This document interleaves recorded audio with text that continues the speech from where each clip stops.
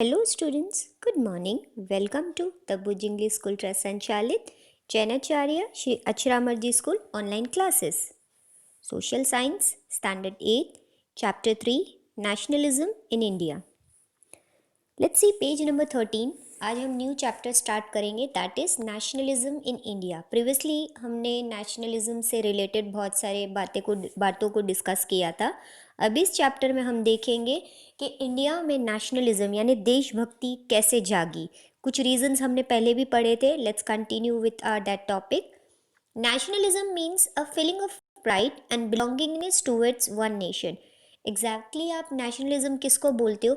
एक गर्व हमें महसूस होना हमारे नेशन के थ्रू, और हमें उसकी रिस्पेक्ट करना और किस तरीके से हमें उसको आगे बढ़ाना है.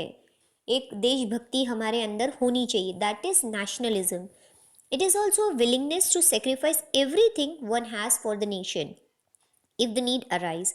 एक खुद से अपनी मर्जी से अपने को विलिंगनेस होनी चाहिए. हमारी मर्जी से हमें सब कुछ कुर्बान कर देना हमारे देश के लिए जब ज़रूरत हो, तो ये हमें ये क्वालिटी भी होनी चाहिए. The factors responsible for the rise of nationalism in India developed notably after the revolt of 1857.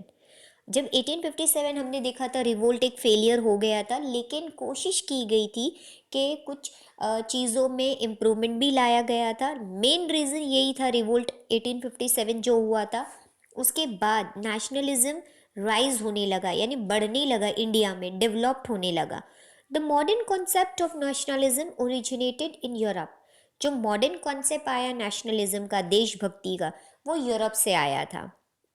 Various factors such as Renaissance, Reformation, the American and French Revolution, unification of Italy and Germany, etc., played an important role in propagation of nationalism in Europe.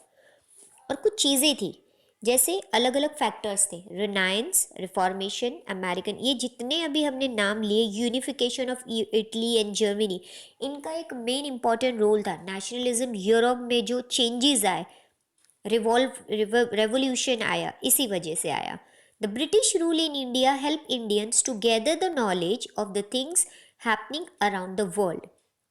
जो British rule थे, जो India में British का rule चल रहा था, वो मदद कर रहा था एक तरीके से इंडियंस की, कि वो जो भी हमारे देश में, हमारे वर्ल्ड में जो भी चेंजेस हो रहे, चाहे वो पॉलिटिकल हो या सोशल हो या रिलीजियस है या इकोनॉमिक व्यू, वो हम लोगों को जानने की कोशिश करनी चाहिए. यानी पूरे देश भर में क्या क्या हो रहा है, हमारे कंट्री में, इनफैक्ट हमारे वर्ल्ड में क्या हो रहा है, दुनिया में क्या क्या चीज़ें हो रही है, उसके बारे में हमें हमेशा अलर्ट रहना चाहिए, ताकि हमें उससे कोई चीज़ों की हेल्प मिल सके. Various factors fostering the modern nationalism arose in India. बहुत सारे फैक्टर्स ऐसे आए, मॉडर्न नेशनलिज्म फैक्टर्स आए, जो इंडिया में भी बढ़ने लगे धीरे धीरे. The educated and the intellectual felt the need of self-rule in our country, and this thought gradually spread far and wide in the nation. जितने लोग थे जो एजुकेशन जो मिल रही थी, जिनको, जो एजुकेटेड थे, स्मार्ट थे, इंटेलेक्चुअल थे, उन लोगों ने सोचा कि हमें अपनी कंट्री के लिए सेल्फ रूल होना ज़रूरी है. यानी हम खुद रूल करें अपनी कंट्री को, ना कि ब्रिटिश गवर्नमेंट करे. तो ये चीज़ उनके दिमाग में आई, और पूरे नेशन में यानी इंडिया में ये बात धीरे धीरे धीरे धीरे करके बढ़ने लगी. लोगों की सोच ऐसे पहुंचते गई आगे. It was followed by the feeling of national unity. एक फीलिंग आने लगी सब लोगों में कि हम लोग एक यूनिटी है, हम लोग सब एक है, हम लोग इस एक ही देश के निवासी है, हम देशभक्त हैं इस देश के. तो we will study various factors that led to the rise of nationalism in India. Exactly हम देखते हैं कुछ ऐसे रीजंस थे जो नेशनलिज्म बढ़ने लगा इंडिया में. First reason, political. Before the British rule our country lack political unity. जब ब्रिटिश रूल स्टार्ट नहीं हुआ था, जब तक ब्रिटिश रूल हमारे इंडिया में नहीं शुरू हुआ था, नहीं आए थे, तब तक हमारे कंट्री में पॉलिटिकल यूनिटी नहीं थी. मीन्स कोई सब अपना अपना देखते थे. कोई भी किंग था, वो अपने स्टेट को खुद चलाते थे, उन लोगों में एक यूनिटी नहीं थी. India was divided into big and small princely states. आज हम देखते हैं कि हमारे कंट्री में अलग स्टेट्स को डिवाइड कर दिया गया, यूनियन टेरिटरीज है. लेकिन एंशियंट टाइम में जब ब्रिटिशर्स इंडिया में आए थे, तब हमारे कंट्री को बड़े और छोटे स्टेट्स में डिवाइड कर दिया था. The Britishers defeated many kings and establish direct और indirect rule all over India. British ने क्या किया था, बहुत सारे किंग्स को, राजाओं को हरा दिया, डिफीट कर दिया। उनको हराने के बाद चाहे डायरेक्ट हो या इनडायरेक्ट लो, इंडिया पे रूलिंग करना स्टार्ट कर दिया। Under the dominance of the Britishers a uniform administrative system was implemented. जो ब्रिटिशर्स के अंडर गाइडेंस में, यानी उनके अंदर एक प्रॉपर यूनिफॉर्म एडमिनिस्ट्रेशन हो रहा था, यानी देश को चलाने का जो काम हो रहा था वो सही तरीके से वो लोग कर रहे थे, बट उनको इंडिया पे कंट्रोल करना था, इसीलिए वो रूलिंग कर रहे थे। However, the all over experience of the British rule was not conducive। लेकिन जो ब्रिटिशर्स का ये जो एक्सपीरियंस था इतना ज़्यादा फायदेमंद नहीं रहा। Besides, there were many other reasons that led to the protest against the British rule। Gradually, this protest became more prominent and widespread। ये एक पहला रीज़न था, जो पॉलिटिकल रीज़न हम जो बोल रहे हैं, बहुत सारे ऐसे दूसरे भी रीजंस थे जिस वजह से ब्रिटिश रूल के अगेंस्ट प्रोटेस्ट करना पड़ा, यानी उनके अगेंस्ट जाना पड़ा इंडिया वालों को। इनफैक्ट बहुत सारे प्रोटेस्ट किए गए थे उनके खिलाफ, कैंपेन लगाया गया ब्रिटिश रूल्स के। हमने लास्ट सेम 1 में भी देखा था कि किस तरीके से रिवोल्ट हुए थे हमारे बहुत सारे नेशनल लीडर ने अपने देश के लिए क्या क्या किया। Now we will learn the second topic, that is economic reason. India was financially ruined due to the economic policies of the Britishers। Finally, India was financially ruined। Ruined means India बर्बाद हो चुका था पैसों के मामले में, क्योंकि जो जिस तरीके की पॉलिसी ब्रिटिशर्स अपना रहे थे उससे उनका फायदा हो रहा था, ना कि इंडिया का। The Britishers took the raw materials from India to England and then the finished manufactured goods were sold in the Indian market। अब यहाँ पर स्मार्टनेस इतनी थी ना कि जो ब्रिटिशर्स थे यहाँ से रॉ मटेरियल लेके जाते थे, यानी कच्चा सामान लेके जाते थे इंडिया से इंग्लैंड। उसके बाद अपने कंट्री में, इंग्लैंड में वो लोग उसको प्रोडक्ट बना देते थे, फिनिश मैन्युफैक्चर, पूरा प्रॉपर प्रोडक्ट बनाने के बाद वापस वही प्रोडक्ट को इंडियन मार्केट में बेचते थे। The duty on the manufactured goods imported in India from England was negligible, whereas heavy taxes were levied on the commodities manufactured in India। अब यहाँ क्या हो रहा था, अभी हमने देखा कि रॉ मटेरियल इंडिया से इंग्लैंड ट्रांसपोर्ट किया जा रहा था। अब क्या हो रहा था, एक इम्पॉर्टेंट चीज़ है जो ड्यूटी मीन्स जो टैक्स था। अगर हम इंग्लैंड से कोई सामान मंगा रहे, इंपोर्ट कर रहे इंडिया में, तो उसके ऊपर टैक्स ज़्यादा होता था। इनफैक्ट वेरेज जो हैवी टैक्सेस वर लीड, जो कमोडिटीज़ इंडिया में मैन्युफैक्चर की जा रही थी उस पर हद से ज़्यादा टैक्स वो लोग लगा रहे थे, क्योंकि अगर एक प्रोडक्ट पे टैक्स ज़्यादा लगता है तो उसका प्राइस बढ़ जाता है।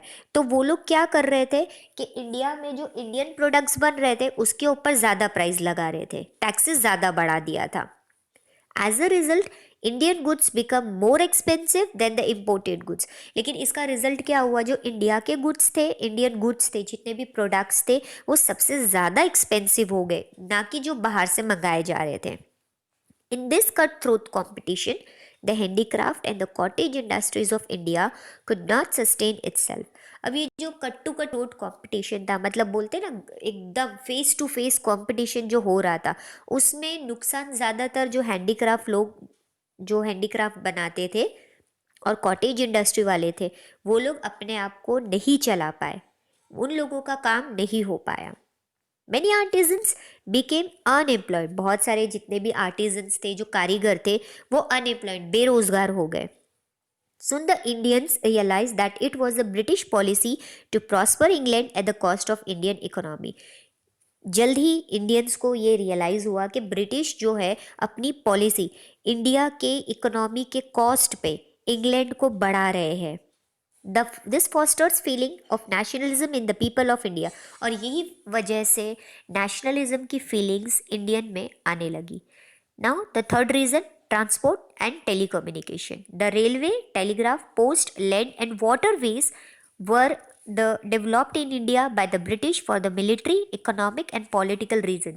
वैसे हमें पता है कि ब्रिटिशर्स ने बहुत सारी ऐसी चीज़ें स्टार्ट की थी, जैसे रेलवे स्टार्ट किया, टेलीग्राफ है, पोस्ट है, और लैंड और वाटरवे स्टार्ट किया था खुद के लिए, मिलिट्री वालों के लिए, फाइनेंशियली और पॉलिटिकल कुछ रीजंस थे।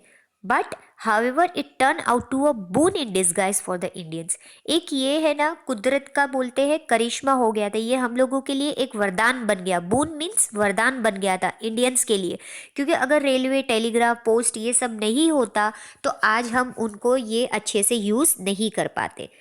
People came closer to one another due to the development of this facilities. अब लोग एक दूसरे के करीब आने लगे, एक दूसरे के कांटेक्ट में आने लगे, क्योंकि ये फैसिलिटीज़ अवेलेबल थी। Mobility of the intellectual, artist and business class increased and they started exchanging thoughts and opinions. अब देखो, रेलवे स्टार्ट हो गया, टेलीग्राफ है, पोस्ट है, वाटरवेज, ये सब स्टार्ट होने पर जितने भी जो स्मार्ट लोग थे जो बिजनेस कर रहे थे, वो आर्टिस्ट थे या बिजनेस क्लास वाले जो थे, उनका एक दूसरे के साथ बातचीत करना, थॉट्स को और ओपिनियंस को एक्सचेंज करना बहुत ज़्यादा इजी हो गया।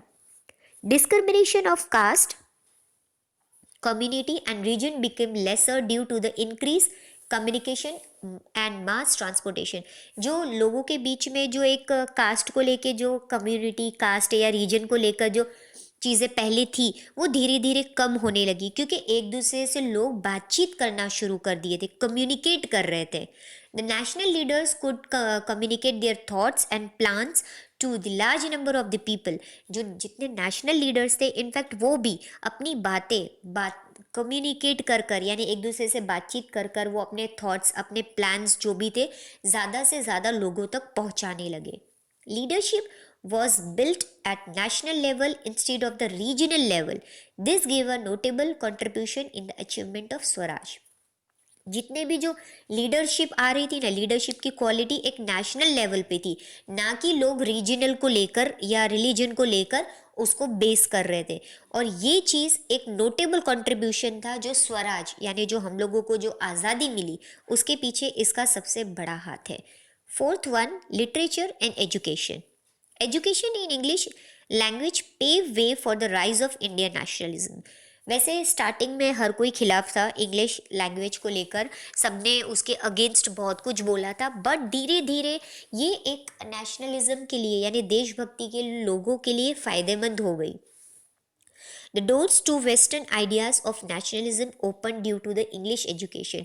क्योंकि लोग इंग्लिश एजुकेशन हासिल कर रहे थे, तो उनके दिमाग में थॉट्स आने लगे, वेस्टर्न आइडियाज़ आने लगे कि किस तरीके से वो एक नेशनलिज्म की फीलिंग लोगों तक पहुंचा सके। Most of the literature in the world was available in English. ज़्यादातर जितने भी लिटरेचर्स थे, यानी जितनी बुक्स थी, वो सभी इंग्लिश में अवेलेबल थी। The people of our country learned English language and became familiar with the recent trends in the world। धीरे धीरे इंडिया के जितने कंट्री के जो पीपल थे, कोशिश करने लगे, इंग्लिश लैंग्वेज को सीख रहे थे, उसके बाद उससे फेमिलियर हो गए, यानी उनको इंग्लिश लैंग्वेज की आदत हो गई, और वो फिर ट्रेंड के साथ चलने लगे वर्ल्ड के। Thus we inspired by the ideas of democracy, liberty, equality and fraternity, brotherhood from the American War of Independence and the French Revolution। अब यहाँ पर देखिए कि ये जो चीज़ें थी, जो इंग्लिश लैंग्वेज सीखने के बाद जो वेस्टर्न आइडियाज़ दिमाग में आए, तो उससे इंस्पायर्ड हुए लोग, उनको एक अच्छी चीज़ें सीखने मिली। जैसे डेमोक्रेसी उनको पता चला, आइडिया डेमोक्रेसी की आइडिया आई। लिबर्टी यानी आज़ादी क्या होती है, इक्वालिटी यानी हर कोई इक्वल है, फ्रेटर्निटी यानी ब्रदरहुड जो बोलते हैं ना, भाईचारा, ये सभी चीज़ें उन्होंने अमेरिकन वॉर ऑफ इंडिपेंडेंस और फ्रेंच रेवोल्यूशन से सीखा था। People developed self-confidence, recognized the power of unity and became dreaming about a bright future for the independent India।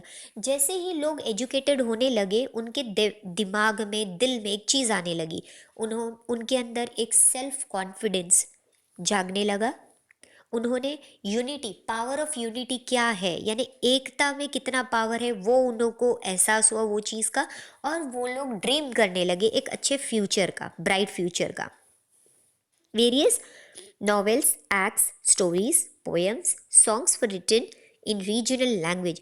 अपने अपने सबके जितने अलग अलग रीजनल लैंग्वेज होते हैं, उसमें बहुत सारी नॉवेल्स लिखी गई, पोएम्स लिखी गई, स्टोरीज, इनफैक्ट ड्रामाज लिखे गए थे, ताकि लोगों तक ये चीज़ें पहुंच सके कि नेशनलिज्म एक्चुअली है क्या। This written literature spread the message of national unity and devotion. यही बुक्स के थ्रू स्टोरीज, पोएम के थ्रू, कविताओं के थ्रू लोगों तक ये बात पहुंचाना ज़रूरी था कि नेशनल यूनिटी क्या है और हमें अपने कंट्री के लिए क्या करना चाहिए। Next, point number 5, newspaper. Newspaper made a vital contribution in spreading the national awareness. Newspaper का सबसे बड़ा हाथ था नेशनल अवेयरनेस पहुंचाने के लिए, क्योंकि आप अगर देखो तो रेडियो, टेलीविज़न ये सब तो बाद में आया, लेकिन पहले जो न्यूज़पेपर था, हर कोई न्यूज़पेपर उस टाइम पर पढ़ता था। उसके अंदर वो लोग कुछ आर्टिकल्स डालकर लोगों तक अपनी बात पहुंचाते थे। The newspaper published from Bengal, Mumbai, Chennai and other areas criticized the policies of the Britishers. अब क्या होता था कि न्यूज़पेपर के थ्रू जो बंगाल है, मुंबई है, चेन्नई और दूसरे एरियाज़ के जो लोग थे, ब्रिटिशर्स क्या कर रहे हैं और वो लोग किस चीज़ हद तक जा रहे हैं लोगों की नुकसान पहुंचाने के लिए, वो अपने आर्टिकल के थ्रू न्यूज़पेपर के ज़रिए लोगों तक बात पहुंचा रहे थे। And it awakened nationalist feelings in the heart of the people. And again same यही हुआ, न्यूज़पेपर के थ्रू भी लोगों के अंदर एक अवेकनिंग, ये एक उनके अंदर एक मन में आया कि नहीं, हम लोगों को अपने देश के प्रति कुछ करना है। Let's see page number 15, six point, magnificent and rich heritage of India. जाहिर सी बात है, हम इंडिया में रहते तो हमारा कल्चर, हमारे ऐतिहासिक जो चीज़ें हैं बहुत ही ज़्यादा इम्पॉर्टेंट है हम लोगों के लिए। Let's see, ancient archaeologist Alexander Cunningham and his assistant excavated many sites of the ancient civilisation in the Indus valley. Indus valley civilisation आपको पता होगा, हड़प्पन कल्चर जब आया था, ये एंशियंट टाइम की बात है। तब जो आर्कियोलॉजिस्ट थे उन्होंने अपने असिस्टेंट के साथ, अलेक्जेंडर कनिंघम जो आर्कियोलॉजिस्ट थे, अपने असिस्टेंट के साथ मिलकर बहुत सारी चीज़ों को, साइट्स को ऑब्जर्व किया और उनके बारे में पता लगाया। They discovered many archaeological remains depicting the rich heritage of India। बहुत सारी चीज़ों को डिस्कवर किया जो हमारे इतिहास को दर्शाती है। Indian archaeologists like Rai Bahadur Dayaram Sahani, Madhav Swarup Watts and Rakhal Das Banerjee contribute this excavation to unearth the remains of this majestic civilization। सिर्फ ऐसा नहीं था कि जो बाहर के जो कंट्री के आए थे आर्कियोलॉजिस्ट, वो इंडिया के भी जो कुछ नामचीन आर्कियोलॉजिस्ट थे, उन लोगों ने भी बहुत सारी ऐसी जगहों पर गए और इंडियंस के जो हेरिटेज के अंदर जो जो चीज़ें आती है उसका डेवलपमेंट किया। The scholars from the west in collaboration with the Indian scholars try to find out a lot about the Indian culture and heritage. सिर्फ इंडियन स्कॉलर्स नहीं, जो इंडियन आर्कियोलॉजिस्ट थे वो नहीं, दूसरे भी जो वेस्ट से आ रहे थे, कोलैबोरेट करके यानी मिलजुल कर वो लोग पता लगा रहे थे कि इंडियन कल्चर और हेरिटेज क्या है, एग्जैक्टली उनमें चीज़ें क्या क्या रिलेट करती हैं। Ancient Indian books on medical science, astrophysics, diplomacy and spirituality were translated into English and became known to the people of India and the world। अब एंशियंट टाइम में इंडियन बुक्स बहुत सारी, मेडिकल साइंस पे book लिखी गई, astrophysics पे लिखी गई थी, डिप्लोमेसी पे, स्पिरिटिलिटी यानी ये जो स्पिरिट होते हैं, आत्मा होती है या दूसरी चीज़ें होती है, ये जो अंधविश्वास जो लाते हैं लोग, इसके ऊपर इंग्लिश में किताबें लिखी गई और लोगों तक पहुंचाई गई all over the world. A detailed research on the literary and cultural heritage of India fostered the feeling of pride and nationalism। अब जितनी सर्च इंडिया के बारे में लिटरेचर पे की या कल्चरल हेरिटेज पे की गई, इसकी बाद लोगों में अपने देश के लिए एक प्राइड जागा, प्राउडनेस आई और नेशनलिज्म फीलिंग्स जागने लगी। तो ये कुछ रीजंस थे जिस वजह से नेशनलिज्म की जो फीलिंग है लोगों के अंदर बढ़ती गई।